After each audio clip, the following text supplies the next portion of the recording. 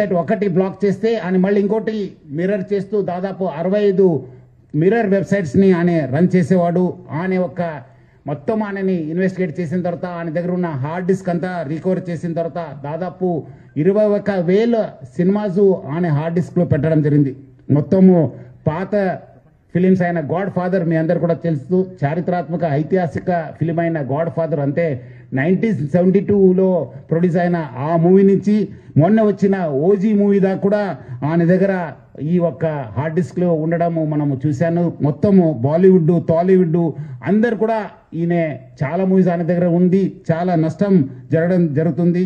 అదేవిధంగా ఆయన ఇప్పటిదాకా ఒక 20 crores సంపాదన చేశారని చెప్పి ఆయన వెల్లడించారు. మనం దాంట్లో 3 కోట్ల రూపాయలు మనము సీజ్ చేయడం జరిగింది. మొత్తం ఆయన దగ్గర ఇప్పుడున్న డాటా దాదాపు 50 లక్షల మంది సబ్స్క్రైబర్స్ డాటా ఆయన దగ్గర ఉంది. అంటే మీకు తెలిసి ఉంటుంది, data is powerful.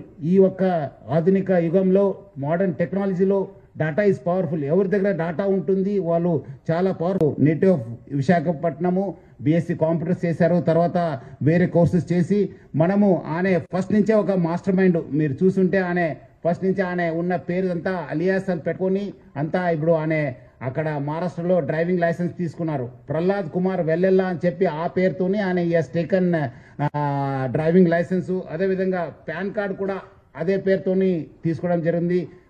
Prahlad Kumar Vellella son of Narasimha Vellella అని చెప్పి కూడా ఆయన ఈ ఒక లైసెన్సెస్ పాన్ కార్డ్స్ కూడా తీసుకోవడం జరిగింది. ఇక్కడ కూడా మన దగ్గర కూడా సేమ్ మన ఆంధ్రప్రదేశ్ ట్రాన్స్పోర్ట్ డిపార్ట్మెంట్ కూడా లైసెన్స్ తీసుకోవడం జరిగింది. సో ఇట్లానే స్టేట్మెంట్ ఇచ్చారు, ఒక దమ్ము ఉంటే పోలీసు వాళ్ళు పట్టుకోని చెప్పి. ఎక్కడ ఉన్నారు ఇప్పుడు అని ఎమ్మడే రవి?